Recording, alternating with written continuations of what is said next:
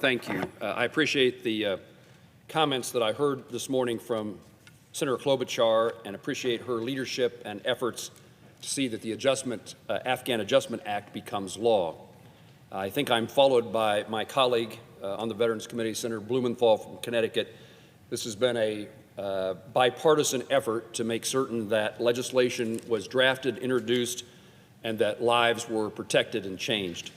From my perspective, one of the saddest days or few days of my time as a United States Senator was when the United States withdrew from Afghanistan, not necessarily the withdrawal, but the manner in which it occurred and the number of people, some Americans, many of them Afghans who helped Americans during our time in Afghanistan, were left behind, and the manner in which those who were able to escape what they had to endure in many instances to do so. We approach the second anniversary of this disastrous withdrawal from Afghanistan. Many of those Afghans who escaped to the U.S. now continue to face uncertainty in their lives, uncertainty as their original parole status is set to expire soon. Most of that status for their legal presence in the United States expires 2 years from their arrival in the United States, and in many instances, that's now the month of August 2023. I join my colleague Senator Klobuchar in introducing the Afghan Adjustment Act to make certain that Afghans who sought refuge in the United States are able to apply for a permanent legal residency after undergoing additional vetting. This legislation is now amendment pending on the National Defense Authorization Act. I hope we are able to have a vote on this amendment, that it's included, the vote occurs, and I hope that that vote is successful. This amendment establishes a pathway for our Afghan partners to begin a more certain and perhaps new life. The rushed and chaotic withdrawal created a potential loophole for bad actors to be admitted to the United States. So if you're interested in our national security, which I know we all are, this amendment establishes a critical vetting process to reduce the threats to that national security. Failing to pass this amendment, failing for this bill to become law, means that none of the refugees will undergo the necessary additional vetting. Undergoing that vetting then can create the opportunity for certainty in the lives of those Afghan refugees who are here. For 2 decades, countless Afghans stood by our service members and risked their lives and their families' lives to support our troops in Afghanistan.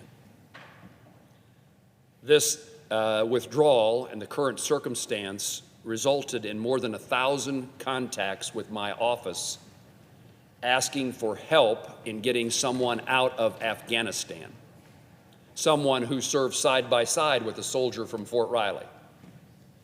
Our hometown pastor's daughter and husband, missionaries, Christian missionaries in Afghanistan, looking for help to get out of Afghanistan those people who are Christians in that country. The vast majority of people who are in this uncertain stage were people who either through our domestic operations, our opportunity to try to stabilize Afghanistan, or our military, they are the ones who are now living a life of uncertainty and potential return or removal from the United States. Under the present regulations, our Afghan allies admitted under temporary humanitarian status can only attain permanent legal status through an overburdened, unworking, dysfunctional asylum system or the long-winded special immigrant visa process. As a result, thousands face this troubling uncertainty as they strive to create a new life here. Recently, in the town we live in, Manhattan, Kansas, a block party was created to host Afghan residents of our community. It was pleasing to see the Afghan culture celebrated, and it was pleasing to see the community support their new neighbors. It is always a good thing to see when people come together. The practical help offered our Afghans is priceless, but all that community support and assistance will do little good if we don't pass the opportunities that the Afghan Adjustment Act provides these individuals. The amendment before us today will help provide certainty to many Afghan partners, work to help other Afghan partners who are stranded in other countries. So we have the challenge of Afghans in the United States who soon will have no legal status, and we have those that are still trying to get out of Afghanistan, and finally we have those who have escaped Afghanistan to another country but can't yet migrate any further. Those people are stranded. They need our assistance. We also need to make sure that our vetting requirements protect our national security. This legislation does both, protects our national security and increases our opportunity to treat individuals, human beings, in a humanitarian way. I thank Senator Klobuchar for her invitation to join us in this, for me to join her here today in this bipartisan effort. And Senator Klobuchar mentioned a number of veterans organizations and veterans who endorsed this legislation and thus this amendment.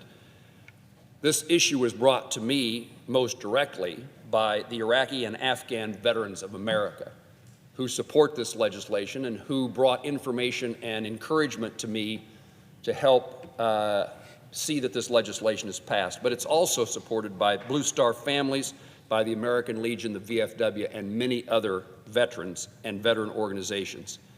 Those who served our country, those Americans who served our country, they care about those who helped save their lives in Afghanistan, and they would like to see the United States Senate take the steps that we're asking be taken today.